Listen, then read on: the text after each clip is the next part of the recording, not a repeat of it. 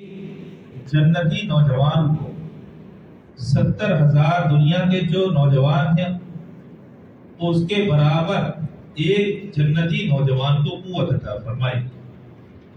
और फिर नबी पाक सल्लल्लाहु तआला अलैहि वसल्लम को फरमाया कि 70,000 जन्नती नौजवानों की अल्लाह ने कुव्वत अता फरमाई। इसी वजह से आप उंगली हिलाते रहो, कुछ होने वाला नहीं। वो उंगली हिला दे तो डूबा हुआ सूरज भी पलट आए। वो अगर उंगली हिला दे तो कहते हैं चांद भी 2 टुकड़े हो जाए। वो अगर इशारा फरमा दे तो कहते हैं पेड़ भी अपनी जगह से आ करके सरकार के पांव में झुक जाए। वो अगर उंगली लगा दे तो कहते हैं पहले जिस शय में रोशनी नहीं थी उसमें इतनी रोशनी पैदा हो जाए कि अंधेरी रात अब अंधेरी रात न रहे, जाने वाले को वही लकड़ी रास्ता दिखाती हुई नजर आए। तो अल्लाह के पैगंबर को अल्लाह ने ऐसा बनाया कि वो जैसा किसी को बनाया ही नहीं, उन जैसा किसी को बनाया ही नहीं। अब वो कायनात की वो शय है कि कायनात उन्हीं की वजह से पैदा की गई। तो इसी वजह से कुरान पाक 6,666 आयतें नाजिल होती रही।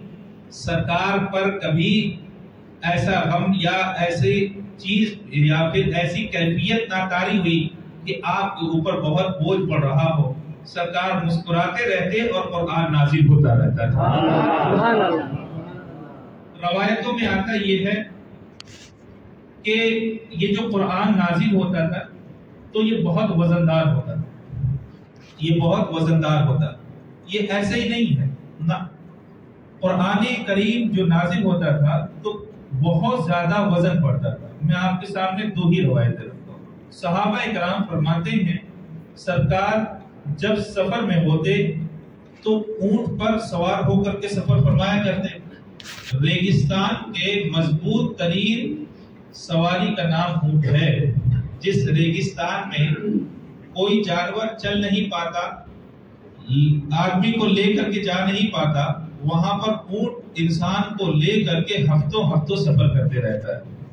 वो बड़े मजबूत जानवर का नाम है। सरकार उसके ऊपर सवार होते, कुरान की आयत जब नाजिल होना शुरू होती तो ऊंट बैठ जाया करता था। ऊंट अपनी जगह पर बैठ जाया करता था।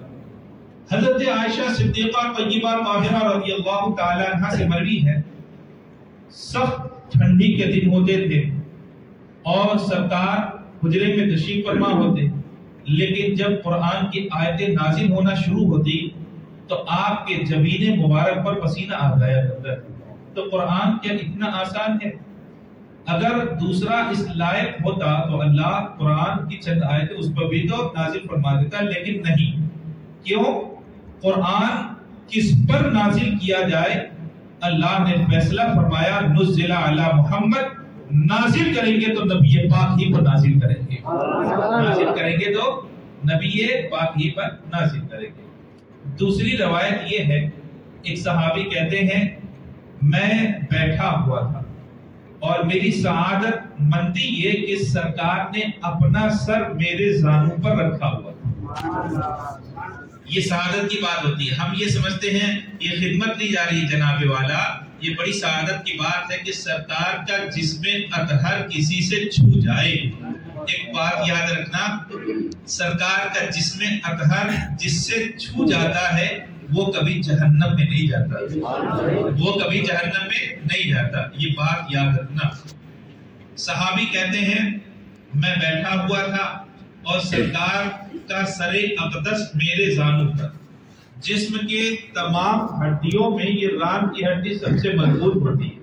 ये रान की हड्डी सबसे मजबूत होती है और इंसान के जिस्म में सबसे नाजुक हिस्सा जो होता है वो गर्दन ही होता है। इसी वजह से किसी को सूली पे चढ़ाना हो तो गर्दन में ही फंदा लगाया जाता है, और अगर उसे मारने की सजा दी जाती है तो गर्दन ही काटी जाती है। नाजुक मकाम है। सरकार के बारे में कहा जाता है कि आपकी गर्दन मुबारक आप दूसरे सहाबी के जानू पर, यानी कमजोर शय मजबूत तरीन शय पर थे, लेकिन सरकार की गर्दन भी इतनी मजबूत थी کہ دنیا کی ساری مضبوط چیزیں سرکار کی گردن مبارکہ پر قربان ہو جائے گا. کہتے ہیں کہ اسی درمیان میں نے یہ محسوس کیا کہ سرکار کا جسم اطہر بھاری ہوتا جا رہا ہے. سرکار کا جسم اطہر بھاری ہوتا جا رہا ہے. فرماتے ہیں بھاری ہونے کی ایک حد تو ہوگی, لمٹ تو ہوگی. کہتے ہیں کوئی حد نہیں تھی, بھاری اتنا ہوتا گیا, اتنا ہوتا گیا, اتنا ہوتا گیا کہ میں برداشت نہیں کر پا رہا تھا, اور ایسا محسوس ہو رہا تھا کہ میرے پاؤں کی ہڈی نہ ٹوٹ جائے, میرے پاؤں کی ہڈی نہ ٹوٹ جائے. یعنی آپ سوچ کر کے دیکھو, اب قرآن پاک یہ نازل ہو رہا تھا. جب سرکار کی وہ کیفیت جاتی رہی, صحابی اٹھے, عرض کیا اللہ کے پیغمبر آپ کا جسم اطہر پہلے ہلکا, پھر بعد میں بھاری ہوا, پھر ہلکا ہوا. سرکار مسکرائے, ارشاد فرمایا جب بھاری ہونا شروع ہوا تھا تو قرآن کی آیتیں میرے اوپر نازل ہو رہی تھی. تو پورے جسم پر کتنا وزن پڑ رہا ہوگا کہ گردن پر اتنا وزن پڑا کہ صحابی فرماتے کہیں میرے ران کی ہڈی نہ ٹوٹ جائے. سرکار کا ہر عضو, ہر جسم کا حصہ بے مثل اور بے مثال. اسی وجہ سے آپ اتنا یاد رکھیں, اللہ کے بعد اگر کوئی بلند ترین ذات ہے تو وہ رسول اللہ صلی اللہ علیہ وسلم کی ہے. دنیا میں نہ جانے کتنے لوگ آئے اور انہوں نے اپنے اپنے لوگوں کی باتیں کی, لیکن رسول اللہ صلی اللہ علیہ وسلم کا وصف خاص یہ کہ یہی بولے سدرا والے چمنے جہاں کے تھالے, سبھی میں نے چھان ڈالے تیرے پائے کا نہ پایا, تجھے یک نے یک بنایا, بنانے والی ذات بھی ایک ہے اور بننے والی ذات بھی ایک ہی ہے. اور جو ذات نبی پاک صلی اللہ تعالی علیہ وسلم سے وابستہ ہوتی گئی تو سرکار چونکہ مضبوط تھے, جو وابستہ ہوا وہ بھی مضبوط ہو گیا. آج میں خلفائے اربعہ کے بارے میں عرض کروں گا, ایک ایک دن ایک ایک خلیفہ کے بارے میں. سرکار کے جو 4 خلیفہ گزرے ہیں, حضرت ابوبکر صدیق رضی اللہ تعالیٰ عنہ, حضرت عمر فاروق رضی اللہ تعالیٰ, حضرت عثمان غنی رضی اللہ تعالیٰ, حضرت مولائے کائنات رضی اللہ تعالیٰ. یہ 4 ایسے جنتی صحابہ کہ سرکار نے جیتے کہ انہیں جنت کی بشارت عطا فرمائی, اور انہی کی خلافت جس کو ہم سیاست دنیا کی حکومت کہتے ہیں, حقیقت میں انہی کی حکومت اصلیہ تھی. انہی کی حکومت. اب تو سب دکھاوا ہے, اب تو دھوکہ ہے, اب تو فریب ہے, اب تو ایک طرح کا دغا ہے. لوگ بولتے کچھ اور ہیں اور کرتے کچھ اور ہیں. آج کی حکومتوں کو تو یہ حال ہے کہ بڑے بڑے نیتا لوگ بھی بک جاتے. اس زمانے کا حال یہ تھا کہ ایک مرتبہ ہاتھ پر ہاتھ دے دیا, جان چلی جاتی تھی, اپنے قول سے کبھی نہ پھرا کرتے تھے. اور نبی پاک صلی اللہ تعالی علیہ وسلم نے ہمیشہ سچ بولنے کی ہی تعلیم عطا فرمائی تھی. اب جو جتنا قریب ہوتا گیا اتنا مضبوط ہوتا گیا. یہ 4 جو خلیفہ نبی پاک صلی اللہ تعالی علیہ وسلم کے گزرے ہیں, ان کی خلافت کو خلافت راشدہ حقہ کہا جاتا ہے. یہی خلافت اصل خلافت ہے. ان کے بعد جو خلافتوں کا دور شروع ہوا, بنو امیہ ہے, بنو عباس ہے, اموی خلافت میں نہ جانے کتنے چھوٹی بڑی خلافتیں ہوتی رہی, فاطمی ہے, یہ ہے وہ ہے, آخری میں عثمانیہ خلافت جو گزری وہ گزری. تو کہتے ہیں یہ تمام کے تمام دنیا داری میں آگے تھے, لیکن خلافت راشدہ کا حال یہ تھا کہ ہر صحابی جو بھی خلیفہ بنا, حقیقت میں اس کے دل میں اللہ اور اس کے رسول کا خوف تھا. اللہ اور اس کے رسول کا خوف تھا. اپنی تاریخ کو ہمیں یاد رکھنا چاہیے کہ سرکار کائنات صلی اللہ تعالی علیہ وسلم کے بعد جو خلیفہ منتخب ہوئے وہ یہ 4 خلیفہ تھے, اور انہی کی خلافت کو خلافت راشدہ کہا جاتا ہے. ان میں پہلے نمبر پر حضرت ابوبکر صدیق رضی اللہ تعالیٰ. میں جان بوجھ کر کے یہ 4 خلیفہ کے بارے میں آپ سے عرض کروں گا. اس کی وجہ کیا ہے؟ آج کل شہروں میں ایک ماحول بنا ہوا ہے, حضرت مولائے کائنات کو اتنا آگے بڑھایا جاتا ہے یہ کہا جاتا ہے کہ وہ حضرت ابو بکر صدیق سے بھی افضل ہیں، حضرت عمر فاروق رضی اللہ تعالیٰ عنہ سے بھی افضل ہیں۔ یاد رکھیے گا اہل سنت والجماعت کا متفقہ فیصلہ ہے کہ حقدار میں احق، سب سے زیادہ احق حضرت ابو بکر صدیق رضی اللہ تعالیٰ عنہ۔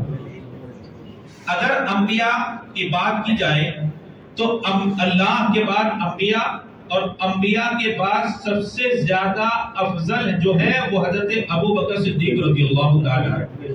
آپ نے جمعہ کے خطبے میں بارہا یہ سماعت کیا ہوگا، افضل البشر بعد الانبیاء بالتحقیق، تمام بشروں میں، تمام انسانوں میں انبیاء کے بعد تحقیق سے یہ بات کہی جا رہی ہے کہ سب سے افضل جو ہے ابو بکر صدیق رضی اللہ تعالیٰ۔ یہ خطبے میں آج بھی کہا جاتا ہے یقیناً حضرت ابو بکر صدیق رضی اللہ تعالیٰ عنہ وہ ذات گرامی ہے، وہ ذات گرامی ہے کہ نبی پاک صلی اللہ تعالیٰ علیہ وسلم نے اپنی حیات مبارکہ میں 17 مرتبہ ارشاد فرمایا تھا اے ابو بکر تم میری جگہ آگے بڑھ کر کے نماز پڑھاؤ۔ اپنی زندگی میں ارشاد فرمایا ابو بکر تم نماز پڑھاؤ۔ اب سوچو سرکار نے حضرت ابو بکر کو اپنے زمانے میں ہی آگے بڑھایا تھا، پھر سرکار کے ظاہری وصال کے بعد آپ کو خلیفہ منتخب کیا گیا۔ آپ جانتے ہیں کہ حضرت ابو بکر صدیق رضی اللہ تعالیٰ عنہ سرکار کائنات صلی اللہ تعالیٰ علیہ وسلم کے سب سے چہیتے اصحاب میں شمار کیے جاتے ہیں۔ سب سے زیادہ اگر کسی کا مقام ہے، اعلیٰ ہے، تو وہ حضرت ابو بکر صدیق رضی اللہ تعالیٰ عنہ۔ جب آپ کا وصال ہونے لگا نا، نبی پاک صلی اللہ علیہ وسلم جب وصال کے قریب ہوئے، جب آپ باہر تشریف نہیں لا پا رہے تھے تو بہت شور ہونے لگا اور صحابہ کرام جمع ہو گئے، اس موقع پر حضرت مولائے کائنات اور ایک دوسرے صحابی سرکار کو ایسے ہاتھوں سے اٹھا کر کے سامنے لائے۔ اس وقت شور ہونے لگا، نبی پاک صلی اللہ تعالی علیہ وسلم نے سب کو تلقین فرمائی، سب خاموش ہو گئے۔ سب کیا ہو گئے؟ خاموش ہو گئے۔ لیکن حضرت ابو بکر صدیق رضی اللہ تعالیٰ عنہ روتے رہے، آپ روتے رہے۔ چنانچہ صحابہ کرام کو بہت ناگوار گزرا کہ دیکھو سرکار نے سب کو خاموش کرا دیا لیکن حضرت ابو بکر صدیق خاموش نہیں ہو رہے۔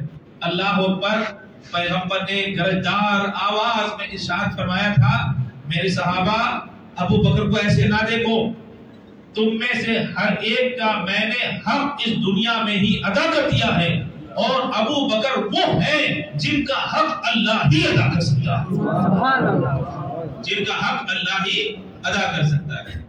آپ کے ایمان لانے کا ایک عجیب واقعہ بیان کیا جاتا ہے۔ اصل میں جوانوں میں سب سے پہلے ایمان لانے والے حضرت ابو بکر صدیق رضی اللہ تعالیٰ، بچوں میں سب سے پہلے ایمان لانے والے کہا حضرت مولائے کائنات رضی اللہ تعالیٰ، اور عورتوں میں ایمان لانے والی کہا حضرت خدیجہ الکبریٰ رضی اللہ تعالیٰ عنہ۔ تو جوانوں میں سب سے پہلے حضرت ابو بکر صدیق رضی اللہ تعالیٰ عنہ ایمان لائے۔ آپ کو یہ بھی معلوم ہوگا کہ نبی پاک صلی اللہ علیہ وسلم نے 40 سال کی عمر میں اعلان نبوت فرمایا۔ اعلان نبوت 40 سال کے عمر میں فرمایا تھا۔ اس وقت جس وقت آپ نے اعلان فرمایا تھا، حضرت ابو بکر صدیق رضی اللہ تعالیٰ عنہ ایک آدھ مہینے پہلے ملک شام تشریف لے گئے، ملک شام تشریف لے گئے تھے، اور اس وقت وہ وہاں پہ موجود نہیں تھے جب سرکار نے اعلان نبوت اپنے نبی ہونے کا اعلان فرمایا۔ دیکھو نبی تو سرکار جب پیدا ہوئے تھے تب بھی تھے، اور عالم ارواح میں تھے تب بھی تھے، بلکہ اللہ نے جتنے بھی انبیاء کرام کو نبوت عطا فرمائی وہ رسول کے صدقے میں ہی عطا فرمائی، رسول کے صدقے میں ہی عطا فرمائی۔ کہا ملک شام تجارت کے لیے گئے تھے، رات کا اندھیرا ہونے لگا، جنگل سے نہ نکل سکے، گھبراتے اپنے غلام کو لے کر کے بڑی تیزی کے ساتھ گزرے، رات ہو گئی تھی، ایک چرچ کے سامنے آپ رک گئے، ایک کلیسا کے سامنے رک گئے۔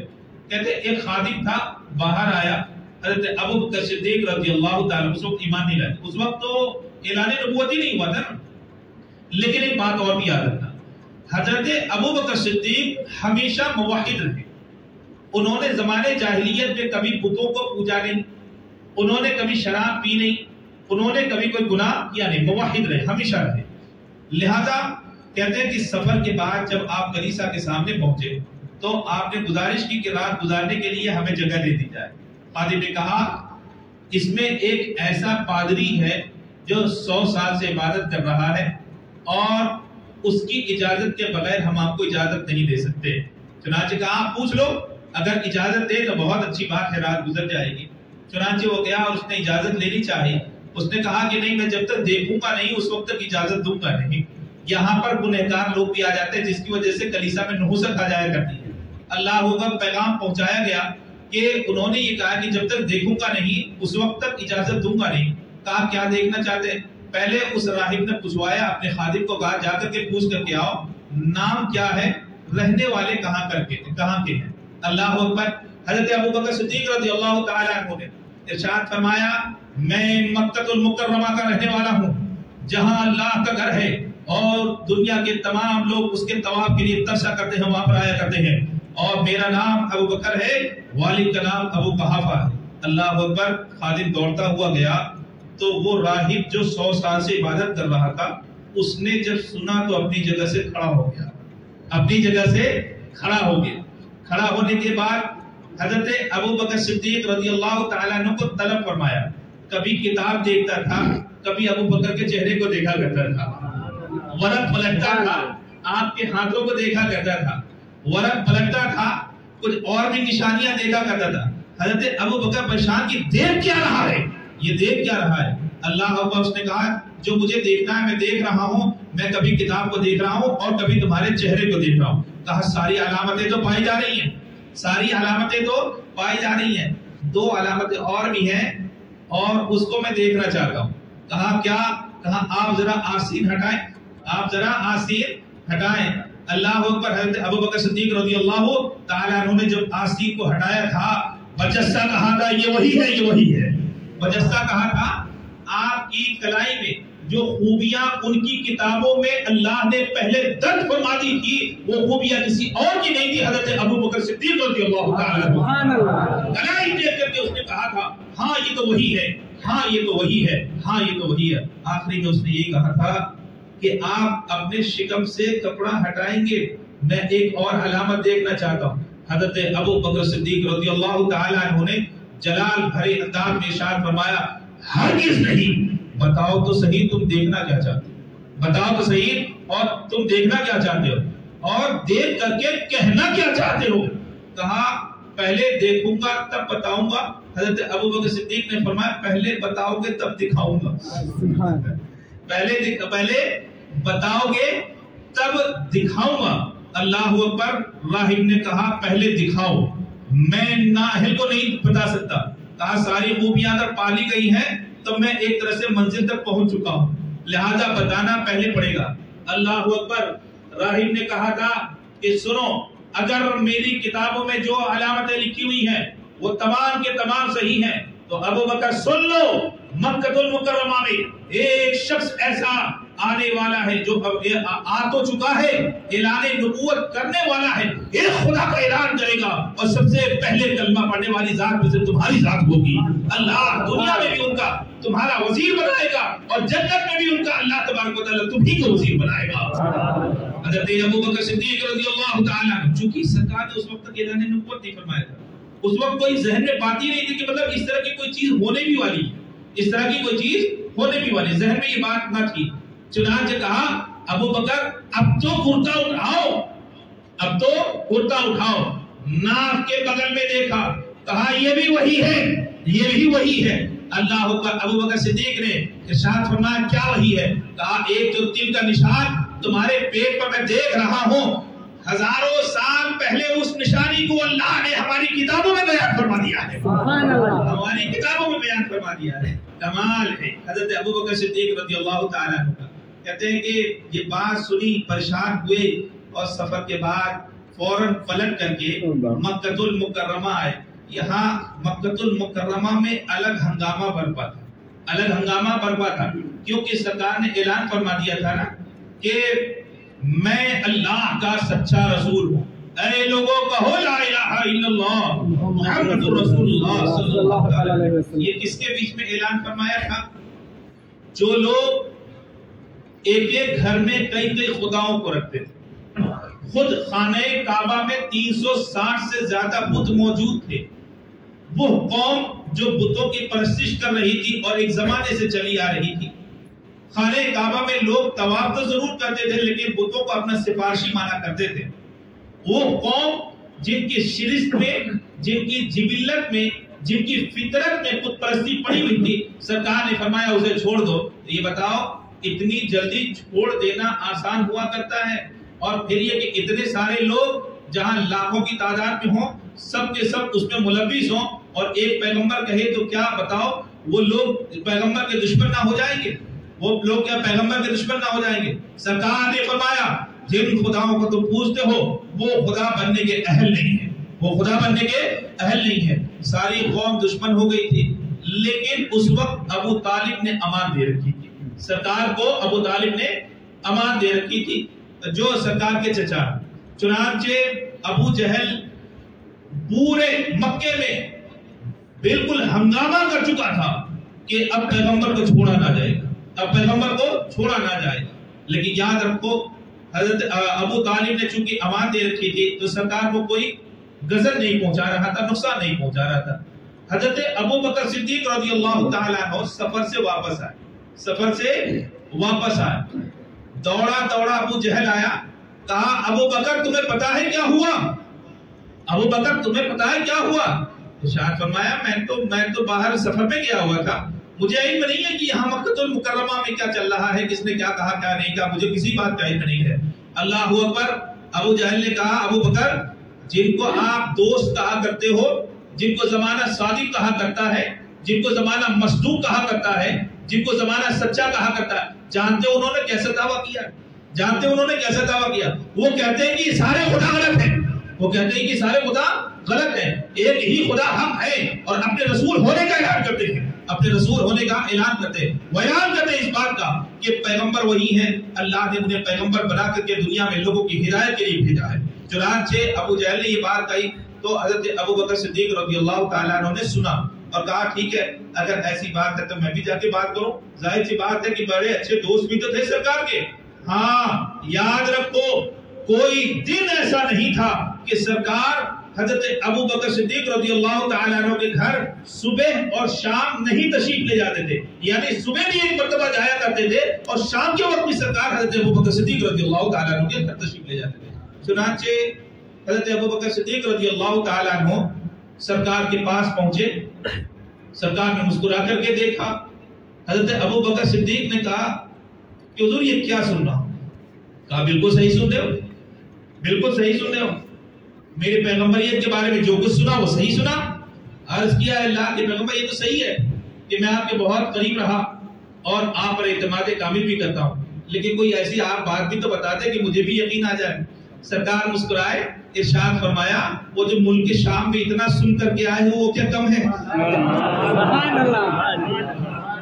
آپ بولے تو صحیح بھائی، میں بولوں پیغمبر رہتا مکے میں ہے، خبر ساری دنیا کی رکھا کرتا ہے، وہ بکر مہینوں کے مسافت میں ہیں، ملک شام میں ہیں، کلیسا میں ہیں، رات کے اندھیرے میں ہیں، کوٹری میں ہیں، اور وہ پادری سرگوشی کے انداز میں کہہ رہا ہے کہ میں نے یہ دیکھا ہے آپ کے اندر یہی علامتیں ہیں، آپ پیغمبر کے زمانے میں ہیں اور پیغمبر اعلان نبوت کرنے والے ہیں، آپ پیغمبر پہ اعلان بھی، پیغمبر پہ ایمان بھی لائیں گے، دنیا میں بھی مزید کہلائیں گے، آخرت میں بھی مزید کہلائیں گے۔ بولنے والا وہ تھا لیکن سننے والے کام میرے سرکار کے تھے، سننے والے کام میرے سرکار کے تھے۔ ابو بکر نے کہا سرکار کو ایسی بات کو ارشاد فرما دے کہ مجھے بھی یقین آئے۔ سرکار مسکرائے، ارشاد فرمایا اتنا سن کر کے آ رہے ہو وہ کیا کم ہے میری نبوت کی تصدیق کے لیے، میری نبوت کی تصدیق کے لیے؟ عرض کرتے ہیں میں شہادت دیتا ہوں کہ اللہ کے علاوہ کوئی معبود نہیں اور آپ اللہ کے سچے رسول ہیں۔ اسی لیے تو ہم کہتے ہیں سرکار کو علم غیب حاصل ہے، کون سا غلط کہہ دیا، کون سا ہم نے غلط کہہ دیا؟ سرکار کو علم غیب کا تبھی تو فرمایا اتنا سن کر کے جو آ رہے ہو کمال ہے، اس کا مطلب یہ کہ سرکار دیکھ بھی رہے ہیں، سرکار سن بھی رہے ہیں، کون کہنے والا وہ بھی جان رہے ہیں، اور کسے کہا جا رہا ہے یہ بھی جان رہے ہیں، اور کیا کہا جا رہا ہے وہ بھی جان رہے ہیں، کیا کہا جا رہا ہے وہ بھی جان رہے ہیں۔ اسی لیے تو بتایا وہاں سن کر کے اتنا کم ہے، اتنا کم ہے، فوراً ایمان لے آئے، فوراً ایمان لے آئے۔ حضرت ابو بکر صدیق رضی اللہ تعالیٰ عنہ کی ذات گرامی بڑی اعلیٰ رفعت، بہت اعلیٰ رفعت۔ بتاتے ہیں، روایتوں میں آتا ہے، آپ کے والد گرامی بچپنے میں بت خانے میں لے کر کے چلے گئے، جہاں پر مختلف بت رکھے ہوئے تھے۔ تو جیسے ہی بت خانے کے اندر پہنچے، ان کو کوئی کام پیش آ گیا، کہا ابو بکر تم ایک کام کرو، تم یہیں پر بت خانے کی زیارت کرو، جو بھی بولنا اللہ ہے، جو بھی مانگنا ہونا ان لوگوں سے مانگ لو، میں جا رہا ہوں، بعد میں تم بھی آ جانا۔ حضرت ابو بکر اس وقت بچپنے کے عالم، چھوٹے بچے، کھیلنے والی عمر تھی۔ کہا یہ میرے خدا ہے، کہا یہ میرے خدا ہے۔ تو والد نے جو کہنا تھا کہہ کر کے وہ چلے گئے۔ آپ سامنے آئے، ارشاد فرمایا تو میرا خدا ہے، تو میرا خدا، یعنی وہ جو بت بنے ہوئے تھے نا، اسٹیچو جو بنے ہوئے تھے، کہا تو میرا خدا ہے۔ اب کیا جواب دے؟ کوئی ظاہر سی بات ہے، پتھر بولا نہیں کرتے، پتھر بولا نہیں کرتے، اور بولتے ہیں تو سچ ہی بولا کرتے، بولتے ہیں تو سچ ہی بولا کرتے، یا تو بولتے نہیں اور بولتے ہیں تو سچ ہی بولا کرتے ہیں، یا تو بولیں گے نہیں، یا بولیں گے تو اشہد ان لا الہ الا اللہ کی بولی بولیں گے، اشہد ان لا الہ الا اللہ۔ ارے بھائی خواجہ نے یہی تو کیا تھا کہ وہ پوج رہے تھے گائے کو، پتھر کی بنی ہوئی تھے، ارشاد فرمایا زندہ کر دوں تو، زندہ کر دوں تو، زندگی بھر پوچھتے رہے، کبھی بولی نہیں، میں بول دوں تو یہ بولنے بھی لگے، میں بول دوں تو یہ بولنے بھی لگے۔ سچے پیغمبر کا کلمہ پڑھنے والی زبان ہے، اگر کہتی جائے تو اللہ اسے میری بھی قوت عطا فرما دے گا۔ چنانچہ اب یہ کہا گیا کہ حضرت ابو بکر صدیق نے کہا اس بت کو دیکھ کر کے مجھے بھوک لگ رہی ہے، کھانا دو، مجھے بھوک لگ رہی ہے۔ بھائی تم اپنے آپ کو خدا کہلاتے ہو تو میری ضرورت تو پوری کرو۔ بھائی خدا اسی کو کہتے ہیں نا جو ضرورتوں کو پورا کرے، جو ضرورتوں کو پورا کر دے۔ کہا مجھے بھوک لگ رہی ہے، کھانا کھلاؤ۔ کیا کھلاتا وہ کھانا؟ کہا مجھے پیاس لگ رہی ہے، مجھے پانی پلاؤ۔ ظاہر سی بات ہے کہ پتھر اپنی جگہ سے ہل تھوڑے نہیں سکتا، ہلا بھی نہیں۔ کہا مجھے، میں ننگا ہوں، مجھے کپڑا پہناؤ۔ وہ کیا کپڑا پہنا تھا؟ ارشاد فرمایا اچھا ٹھیک ہے، تم مجھے نہیں دے سکتے تو کوئی بات نہیں۔ پتھر اٹھایا ہاتھ پہ، کہا میں مار رہا ہوں، تم اپنے آپ کو بچا کے دکھاؤ، میں مار رہا ہوں، تم اپنے آپ کو بچا کے دکھاؤ۔ دیکھو یہ کہنے میں ایسی باتیں، لیکن یاد رکھو حقانیت کی دلیل تو ہے، حقانیت کی دلیل تو ہے۔ ارشاد فرمایا کہ تم اگر خدا ہو تو ٹھیک ہے، دے نہیں رہے ہو کوئی بات نہیں، میں مار رہا ہوں، بچا کر کے دکھاؤ۔ مارا کیا بچا؟ بتاؤ، پتھر ٹکرا کر کے واپس آ گیا۔ حضرت ابو قحافہ واپس آئے، دیکھا بچہ بالکل جلال میں ہے، اور بت کو مار مار کر کے اس نے ادھورا بنا دیا۔ فوراً لے کر کے آئے، فوراً لے کر کے ان کی والدہ کریمہ کے پاس کہا میں نے ایک ایسا واقعہ دیکھا ہے، اس بچے کو بچا کر کے رکھو، بت خانے میں جانے نہ دو، لوگ دیکھیں گے کہ بتوں کی توہین ہو رہی ہے، اس بچے کے دشمن ہو جائیں گے۔ اور برا بھلا بولنے لگے۔ اللہ اکبر۔ آپ کی والدہ ام الخیر مسکرائی، کہا اس بچے کو دنیا کیا کہے گی مجھے نہیں معلوم، لیکن میں اتنا جانتا ہوں کہ اس کے بارے میں بہت کچھ کہا گیا، میں اتنا جانتی ہوں کہ اس کے بارے میں بہت کچھ کہا گیا۔ ابو قحافہ سن لو، ابو قحافہ سن لو، آپ باہر تھے، آپ سفر تجارت میں تھے، یہ بچہ جب پہلے پیدا ہونے والا تھا، پیدا ہونے سے پہلے حاتف غیبی نے، آواز غیبی نے مجھے کہا تھا ام الخیر تمہیں یہ بچہ مبارک ہو، نبی آخر الزمان کا، یہ دنیا میں بھی وزیر کہلائے گا، آخرت میں بھی وزیر کہلائے گا، دنیا میں بھی وزیر کہلائے گا اور آخرت میں بھی وزیر کہلائے گا۔ ام الخیر یہ خاص بچہ ہے اور تمہارا نصیب اتنا بلند ہے کہ ہم تمہیں اسے عطا فرما رہے ہیں۔ دنیا اس کو کیا کہے گی؟ اس سے کچھ نہیں لینے دینا، تم اسے کچھ نہ دے، تم کچھ نہ کہنا، کیونکہ یہ اللہ کے خاص بندوں میں شامل کر لیا گیا ہے۔ ابو بکر پیدا نہیں ہوئے تبھی یہ بات کہی جا رہی ہے، ابو بکر ابھی پیدا نہیں ہوئے تبھی یہ بات کہی جا رہی ہے۔ تو آپ اندازہ لگائیں حضرت ابو بکر صدیق رضی اللہ تعالیٰ عنہ کی ذات گرامی کیسی، ان کا ذکر پہلی والی کتابوں میں بھی تھا، ان کا معاملہ ابھی پیدا نہیں ہوئے تبھی بتا دیا گیا کہ یہ پیغمبر کے وزیر ہیں، دنیا میں بھی وزیر رہیں گے، آخرت میں بھی وزیر رہیں گے، پیغمبر کے بہت قریب رہیں گے اور ہمیشہ قریب ہی تو رہے۔ جانتے ہو ایک حدیث پاک میں آتا ہے حضرت عائشہ صدیقہ طیبہ طاہرہ رضی اللہ تعالی عنہ کہتے ہیں کہ بڑی اچھی چاندنی رات تھی، سرکار بھی تھے، حضرت عائشہ بھی تھی اور کھلا ہوا آسمان تھا، ستارے جگمگا رہے تھے۔ نہ جانے ستاروں کو دیکھ کر کے حضرت عائشہ صدیقہ رضی اللہ تعالی عنہ کے دماغ میں پتہ نہیں کیا بات آئی، عرض کیا اللہ کے پیغمبر ایک بات عرض کروں۔ سرکار نے حضرت صدیقہ کے کسی سوال کو رد نہیں فرمایا، حضرت عائشہ صدیقہ، سن لیں ایک بات، حضرت عائشہ صدیقہ رضی اللہ تعالی عنہ سرکار کی وہ زوجہ مبارکہ ہیں کہ اتنی بڑی عالمہ معلمہ ازواج مطہرات تو چھوڑ دو، خود مدینہ پاک میں نہیں پائی جاتی تھی، خود مدینہ پاک میں اتنی بڑی عالمہ نہیں پائی جاتی تھی۔ صحابہ اکرام جلیل القدر صحابہ، جب کوئی مسئلہ اٹک جاتا تھا اور آپس میں وہ حل نہیں ہو پاتا تھا تو حضرت عائشہ صدیقہ رضی اللہ تعالی عنہ کے در دولت پر آیا کرتے تھے، عرض کرتے یہ مسئلہ ہے آپ حل فرما دیں۔ آج ہی ایک حدیث شریف پڑھا ہے، واقعی بخاری شریف کی حدیث مبارکہ یاد آ گئی، سنو حضرت عائشہ کا علم کتنا، حضرت عائشہ رضی اللہ تعالی عنہ کا علم کتنا تھا۔ سرکار نے ایک مرتبہ فرمایا من حسبا عذبا، یہ حدیث پاک ہے، کیا مطلب؟ اے لوگوں جس کا اللہ حساب لے لے وہ عذاب میں مبتلا ہو جائے۔ بھئی ظاہر سی بات ہے اللہ کے سامنے جواب کون دے پائے گا؟ ظاہر سی بات ہے نا کہ اللہ کے سوالوں کا جواب کون دے؟ سرکار نے فرمایا من حسبا، جس کا حساب لیا گیا عذبا، وہ یقیناً عذاب میں مبتلا ہو جائے گا، وہ عذاب میں مبتلا ہو جائے گا۔ بھئی کائنات کا خالق اگر حساب لینے پر آ جائے، کون ہے جو اس کے حساب کا جواب دے پائے؟ کون ہے جو اس کے حساب کا جواب دے پائے؟ اللہ اکبر۔ حضرت عائشہ صدیقہ رضی اللہ تعالی عنہ نے سب سنا تو عرض کیا اللہ کے پیغمبر ایک بات عرض کروں؟ ارشاد فرمایا کہ ہاں بولو، کیا بولنا چاہتی ہو؟ کہا قرآن پاک میں ہے فَسَوْفَ يُحَاسِبُ حِسَابًا يَسِيرًا، کہ اللہ آسان حساب بھی تو لے گا۔ کمال ہے صدیقہ کا، حضرت عائشہ صدیقہ رضی اللہ تعالی عنہ کا، حدیث پر بھی پوری نظر، قرآن پر بھی پوری نظر، اور جب دیکھا کہ حدیث پاک قرآن پاک سے ٹکرا رہی ہے نا، سرکار نے کیا فرمایا؟ جس کا حساب لیا گیا وہ ہلاک ہو گیا، اور قرآن کہہ رہا ہے فَسَوْفَ يُحَاسِبُ حِسَابًا يَسِيرًا، کہ اللہ تعالیٰ آسان حساب بھی لے گا، تو آسان حساب لے گا تو وہ کامیاب ہوگا کہ ناکام ہو جائے گا؟ کہا کامیاب ہوگا۔ سرکار آپ نے فرمایا کہ وہ تو آسان میں مبتلا ہو جائے گا۔ سرکار مسکرائے، ارشاد فرمایا عائشہ مطلب نہ سمجھ سکے وہ ابتدائی مرحلہ ہے یا آخری مرحلہ ہے؟ شروع میں جو حساب ہوگا بہت سختی سے حساب ہوگا، اور جس کا جو حساب ہوگا وہ عذاب میں مبتلا کر دیا جائے گا، اور آخر میں جس کا حساب ہوگا وہ آسان ہوگا، صرف حکم الہی ہوگا، اٹھا کے اسے جنت میں ڈال دیا جائے، یہی حساب کا سلسلہ ہوگا۔ حضرت عائشہ صدیقہ طیبہ طاہرہ رضی اللہ تعالی عنہ کی ذات گرامی وہ تھی کہ قرآن پر بھی نظر تھی اور حدیث پاک پر بھی نظر تھی۔ عرض کر رہا ہوں سرکار اور حضرت عائشہ صدیقہ طیبہ طاہرہ رضی اللہ تعالی عنہ کہتے ہیں کہ رات میں باہر بیٹھے ہوئے کھلے آسمان کے نیچے دماغ میں ذہن میں ایک بات آئی، بہت سارے ستارے کون گن پائے گی؟ کتنے ستارے؟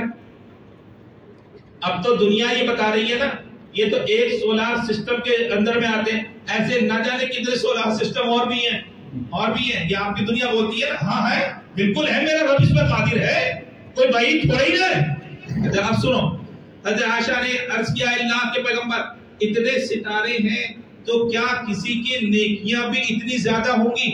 کیا کسی کی نیکیاں بھی اتنی زیادہ ہوں گی؟ اللہ اکبر۔ سرکار مسکرائے، ارشاد فرمایا ہاں ہاں نیکیاں تو ہیں اتنی ساری۔ اب عرض کیا اللہ کے پیغمبر وہ ہے کون؟ وہ ہے کون؟ سرکار مسکرائے، ارشاد فرمائے وہ عمر ہے، وہ عمر ہے، ستاروں کے برابر نیکیاں۔ اب ذرا سی بات اس ذہن میں آئی نا، ایک دن میں بھی بات آئی، ہو سکتا تھا میرے والد گرامی حضرت ابوبکر کا بھی نام لیا جا سکتا تھا، لیکن ستاروں کے برابر نیکیاں وہ بھی حضرت عمر کی۔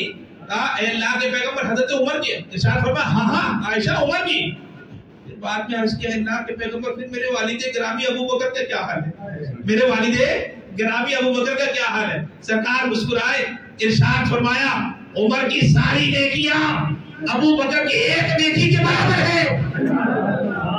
عمر کی ساری نیکیاں ابوبکر کی ایک نیکی کے برابر ہے۔ وہ نیکی کون سی؟ ارشاد فرمایا یہ وہ رات تھی جب حضرت ابوبکر صدیق رضی اللہ تعالی عنہ غار ثور میں داخل ہوئے تھے، غار ثور میں داخل ہوئے تھے، مختلف سوراخ تھے، کپڑوں کو پھاڑ پھاڑ کر کے ان سوراخوں کو بند کیا تھا، اور جب سارے سوراخ بند ہو گئے ایک سوراخ کھلا رہ گیا، ایڑی کو لگایا، پوری طرح محفوظ کر لیا، اب عرض کیا اللہ کے پیغمبر اب تشریف لے کے آ جائیے، اب تشریف لے کر کے آ جائیے۔ یہ وہ رات تھی کہ اس کی نیکی اتنی بڑی کہ ابو بکر کے بارے میں کہا گیا کہ عمر کی ساری نیکیاں ان کی ایک نیکی کے برابر ہے، ساری نیکیاں ان کی ایک نیکی کے برابر ہیں. تو حضرت ابو بکر صدیق رضی اللہ تعالیٰ عنہ کا اللہ نے ایسا مقام بنایا تھا، ایسا مقام بنایا تھا.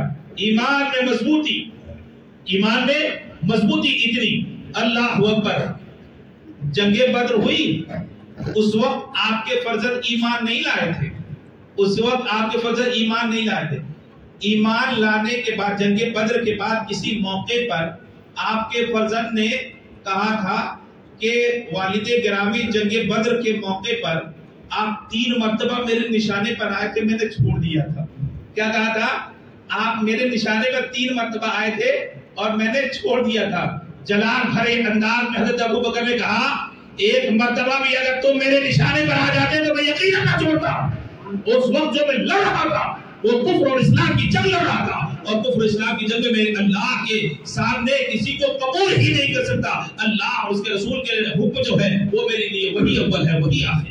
ایک موقع پر حضرت ابو بکر صدیق رضی اللہ تعالیٰ غالباً غزوہ تبوک کے موقع پر، غالباً اس موقع پر بڑی قلت تھی.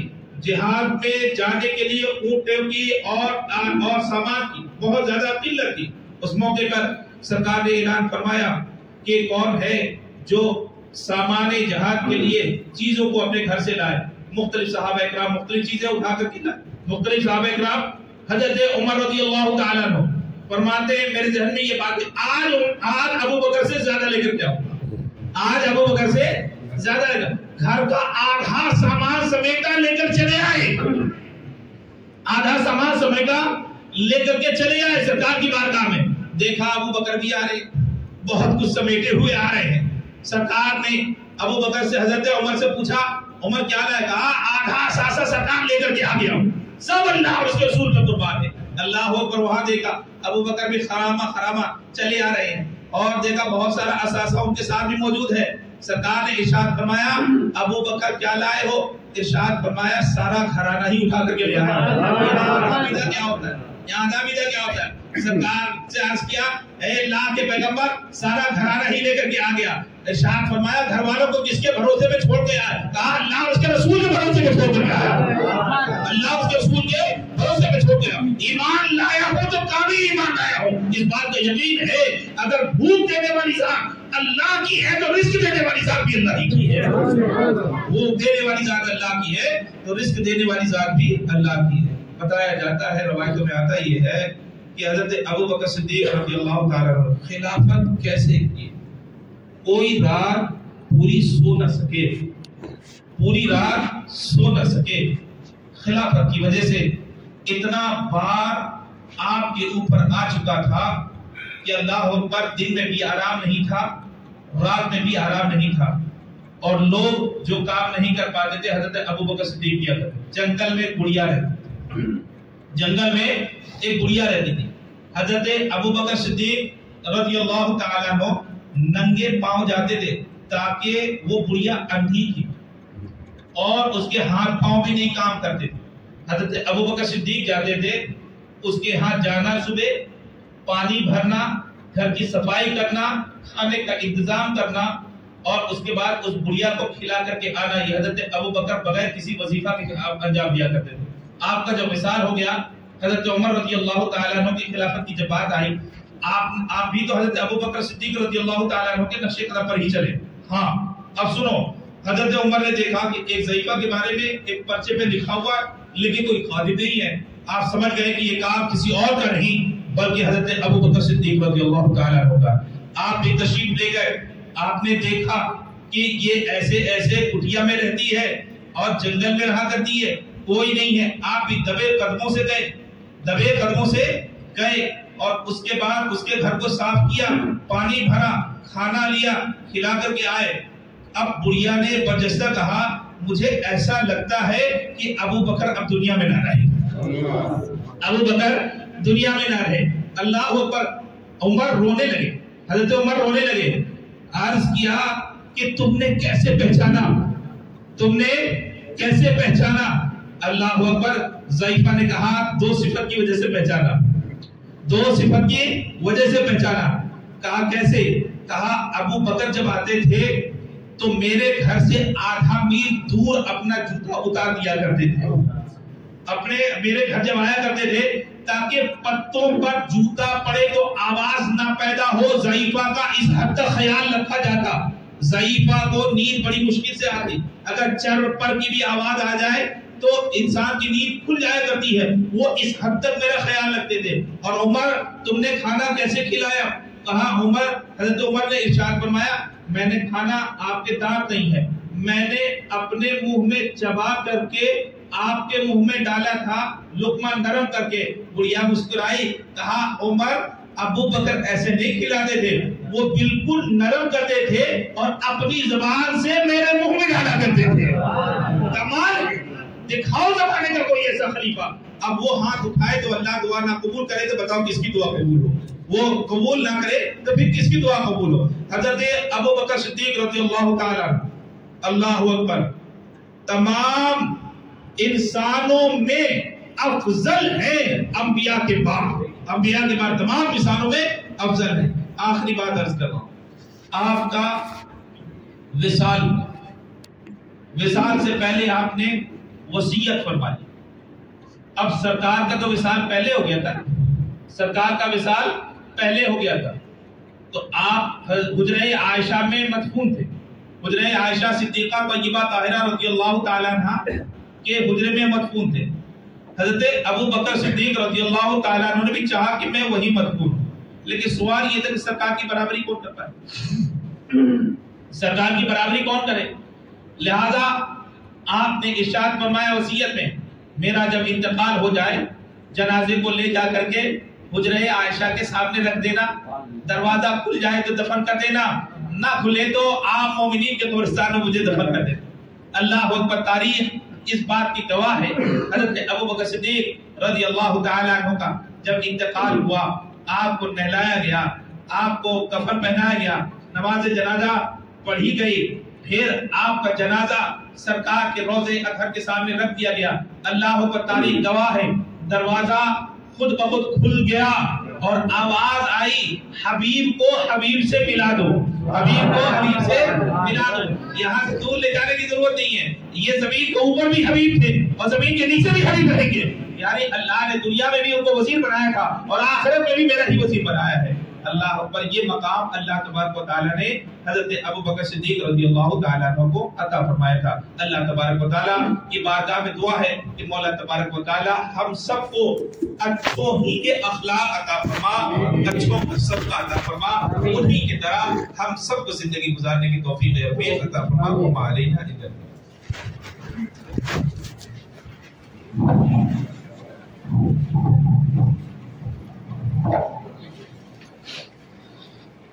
یا نبی سلام علیکہ، یا رسول سلام علیکہ، یا حبیب سلام علیکہ، صلوات علیکہ، سب بات کر دے بالا کا، سب بات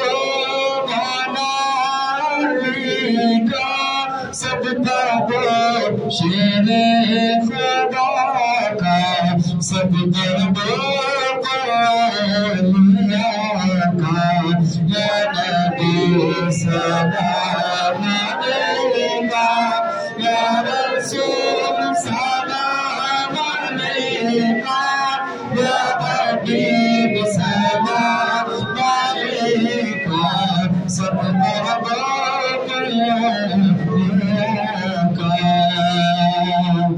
حبیب یا رسول اللہ، آپ کا تشریف لانا وقت بھی کتنا سہانا، جب لگا دیکھا زمانہ میرے گاہ تجھے ترانا، یا نبی سلام علیکہ، یا رسول سلام علیکہ، یا حبیب سلام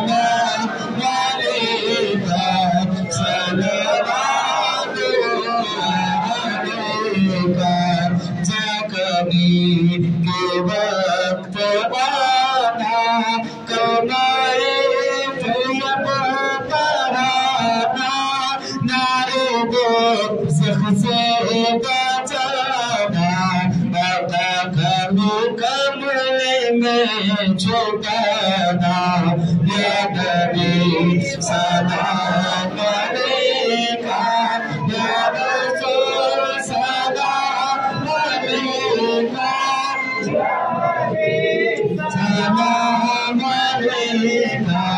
سلام علیکہ صلوات اللہ علیکہ الصلاة والسلام عليك يا رسول الله الصلاة والسلام عليك يا حبيب الله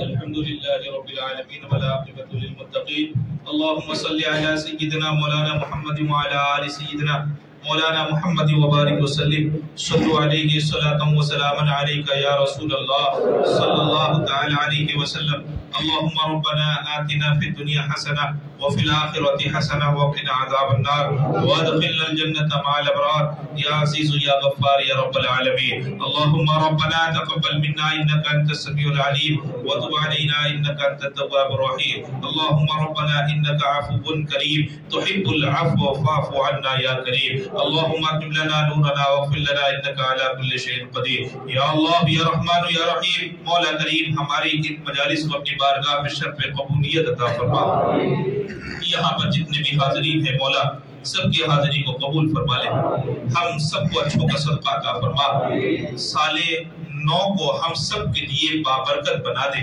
مولا کریم آنے والے ایام گزرے ہوئے ایام سے بہتر بنا دے مولا اپنی اطاعت کی توفیق عطا فرما بندگی کا جذبہ عطا فرما تیری بارگاہ میں پیشانی جھکانے کی توفیق عطا فرما مولا ہم سب کی عبادتوں میں لذت عبادت عطا فرما دے مولا اپنی حقیقی محبت سے ہم سب کو آشنا فرما دے تیری بارگاہ کو آباد رکھنے کی توفیق عطا فرما تیرے ہی سامنے ہاتھ پھیلانے کی توفیق عطا فرما غیروں کے سامنے ہاتھ پھیلانے سے مولا ہم سب کی حفاظت فرما لے مولا کریم عالم اسلام کے ساتھ رحم و کرم کے فیصلے فرما خصوصیت کے ساتھ ملک کی مسلمانوں کی جان مال عزت و آبرو کی حفاظت فرما ایمان اور عقیدے کی حفاظت فرما عبادت گاہوں کی حفاظت فرما دنیا میں جہاں کہیں بھی مسلمان پریشان حال ہو سب کی پریشانیوں کو دور فرما دے قرض میں مبتلا ہو دوبارے قرض سے سبکدوشی عطا فرما بیمار ہو تو شفائے کلی عطا فرما خصوصیت کے ساتھ اس مسجد کے مصلیان کی حفاظت فرما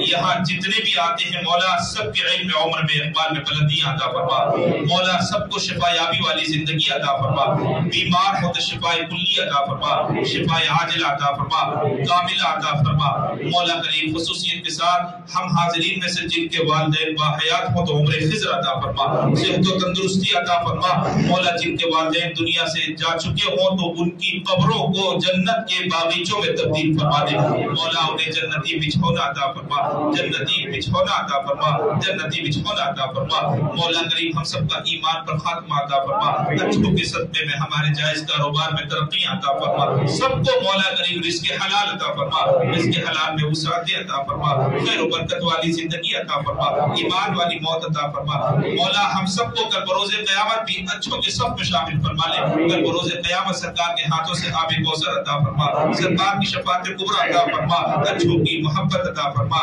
اچھوں کے نقش قدم پہ چلنے کی توفیق عطا فرما مولا جو بے اولاد ہوں ان سب کو اولاد صالح عطا فرما دے مولا جو صاحب اولاد ہو ان کو فرما برداری کرنے کی توفیق عطا فرما اپنی بندگی کرنے کی توفیق عطا فرما مولا کریم اس دعا کو نبی پاک صلی اللہ تعالی علیہ وسلم کے صدقہ خیر میں قبول فرما قال اللہ تبارک و تعالی فی شان حبیبہ الکریم ان اللہ وملائکتہ یصلون علی النبی یا ایھا الذین آمنوا صلوا علیہ وسلموا تسلیما اللهم صل علی سیدنا مولانا محمد وعلى آل سيدنا مولانا محمد وبارك وسلم صلوا عليه الصلاة والسلام عليك يا رسول الله صلى الله